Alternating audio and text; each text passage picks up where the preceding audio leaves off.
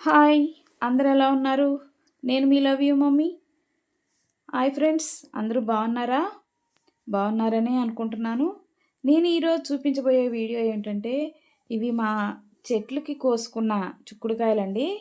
వీటిలో గింజలు లావుగా ఉన్నాయి అన్నీ ఏరుకొని చిక్కుడుకాయ పచ్చడి అయితే పెట్టి మీకు చూపిద్దాం అనుకుంటున్నానండి. నా వీడియో మీరు చివరి వరకు చూడండి.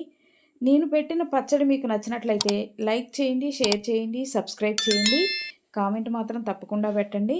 ముందుగా చిక్కుడుకాయల్ని గ్రేట్ చేసుకున్నానండి. కొంచెం గింజలు లావుగా ఉన్న వాటిని పచ్చడికి తీసుకొని తర్వాత కూరకి వేరే కవర్లో అయితే వేసేసుకుంటున్నాను. ఇవైతే గింజలు ముదిరినవండి. ఇంకా వీటిని శుభ్రంగా కడిగేసుకోవాలండి. నీళ్ళలో వేసేసి ఈనులు తీసుకోక ముందే కడిగేసుకోవాలండి. ఎందుకంటే పచ్చడి కదా, లోపలికి వాటర్ వెళ్తాయి మనం సైడ్లు కట్ చేస్తే. అందుకని ముందుగానే కడిగేసుకొని ఇలా ఆరబెట్టుకోవాలండి. శుభ్రంగా తడి లేకుండా ఆరిపోయిన తర్వాత అప్పుడు వాటిని రెండు పక్కల సైడ్లు గిల్లేసుకోవాలండి.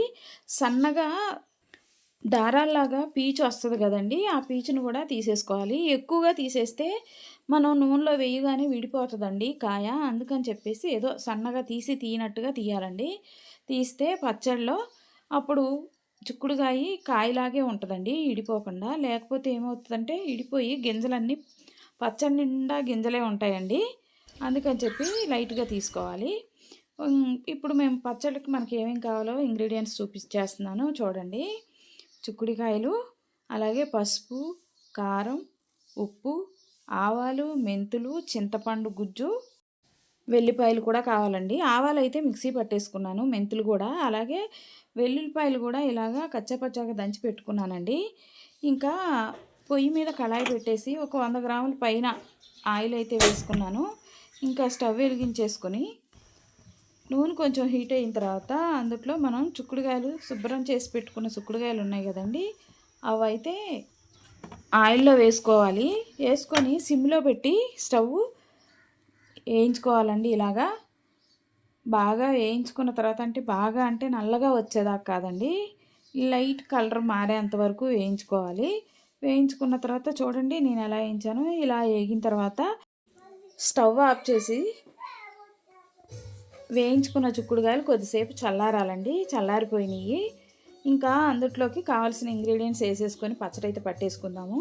పసుపు, ఉప్పు, ఆవపిండి, మెంతిపిండి, వెల్లిపాయలు, కారం కూడా వేసేసుకొని కలుపుకుందామండి.